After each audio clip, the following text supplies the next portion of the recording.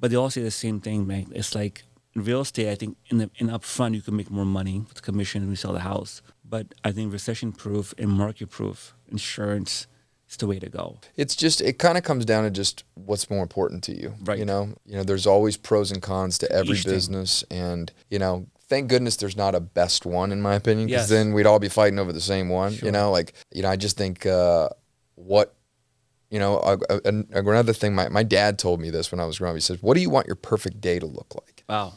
And I was like, man, that's a tough question, And he's like, well, when you get clear on what that is, you'll be able to pick a business, because that's what matters. It's the Tuesday with nothing drastic going on of what your normal cadence you want it to look like. That should determine which industry and which business you choose, not what the highest high looks like and what the lowest low looks like. So, and I wanted to have autonomy. I wanted time freedom. I wanted the ability to be able to walk away from the business and, it's to at least maintain it or grow. And then also I wanted to be in business that had a long, long tail. So something that has been around a long time.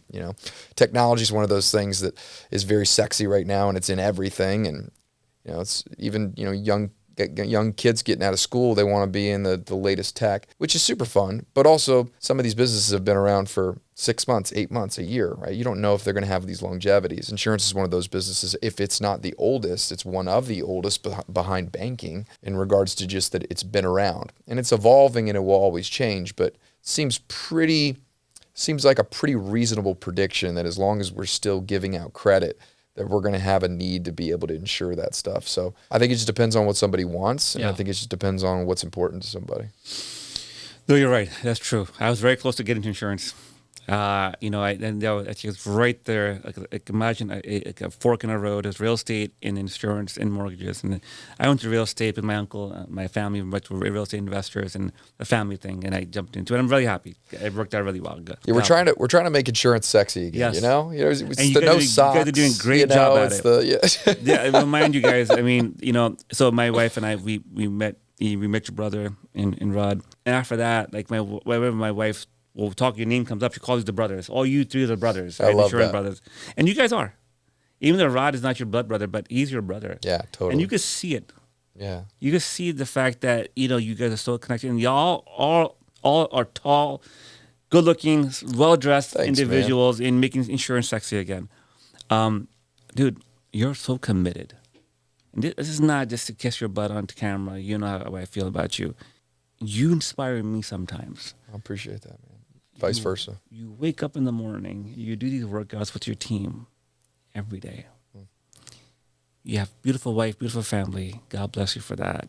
I'm sure that comes with a cost to upkeep, not for the lifestyle, but emotionally to be there for the family, your kids and your wife. So you're putting work in there. And what I can see right now, your marriage life is going pretty good. Thanks, man. The business is doing great. But then I see you at 10 o'clock at night doing a video about a lesson, a tidbit, and you can see you're still fresh as you were in the morning.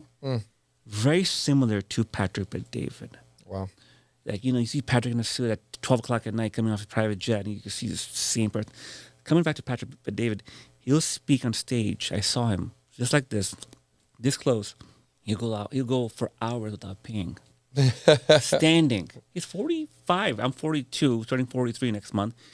He's turned 45 recently.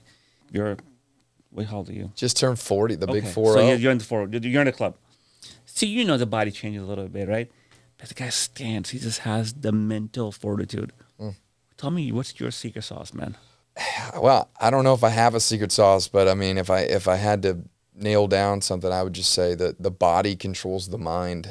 I think a lot of times when I grew up, it was like, well, if you're just strong enough mentally, you can get through anything. But I think it all starts with the physical. I think for me to control my mental mood, my capacity, my curiosity, my resilience, to me, that starts with just the physical activity. If I take care of the body, then that usually takes care of the mind. So my fitness routine is the biggest thing. It's the domino effect. It's the flywheel to all personal progress in my life. Okay, so you are saying the body, then the mind. Yes. Okay, so I've always, not always, but recently in my comeback story and changing my life and and I lost a lot of weight the last 10 years.